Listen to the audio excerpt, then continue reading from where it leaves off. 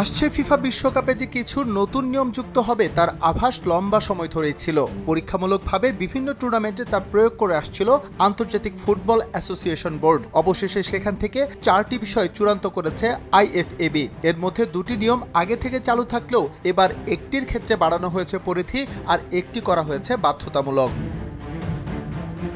Football ম্যাচে যে দলটা লিডে থাকে প্রায়ই তাদের দেখা যায় নানা অজুহাতে টাইম কিল করতে। এই জায়গায় এবার লাগাম টানছে ফিফা। গোলকিকের ক্ষেত্রে কেউ যদি 8 সেকেন্ডের বেশি সময় বল ধরে রাখে তবে শাস্তিস্বরূপ কিক করার সুযোগ হারাবেন গোলি। উল্টো সেই গোলকিক রূপান্তরিত হয়ে প্রতিপক্ষের জন্য যোগ হবে কর্নার কিক হিসেবে। থ্রোইনের ক্ষেত্রে নির্ধারিত সময়ে বল রিলিজ না করলে সেটা চলে যাবে প্রতিপক্ষের কাছে। এজন্য রেফারি চাইলে 5 সেকেন্ডের একটা ভিজুয়াল কাউন্টডাউন শুরু করতে পারবেন।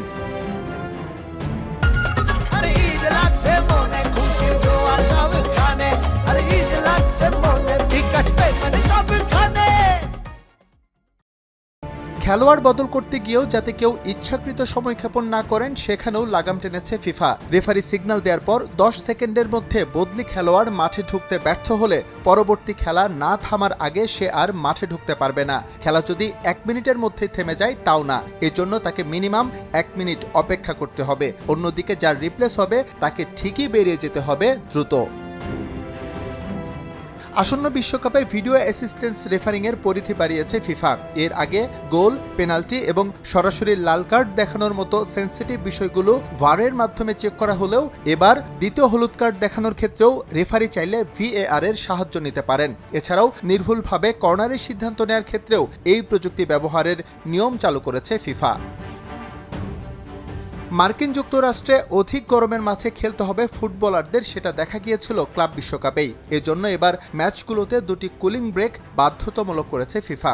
এর আগে এই নিয়ম থাকলেও তা বাধ্যতামূলক ছিল না, কিন্তু এবার ম্যাচের প্রতি অর্ধের মাঝখানে 3 মিনিটের একটি করে হাইড্রেশন ব্রেক চালু করা হয়েছে। ঠান্ডা এমনকি বৃষ্টির মাঝে খেলা হলেও বাধ্যতামূলকভাবে এই হাইড্রেশন ব্রেক দেয়া হবে।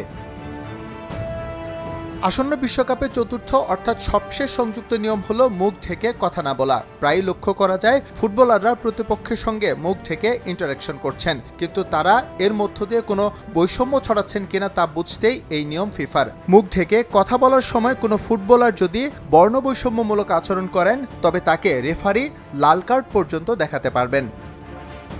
এস এম ইকবাল, সময় সংবাদ।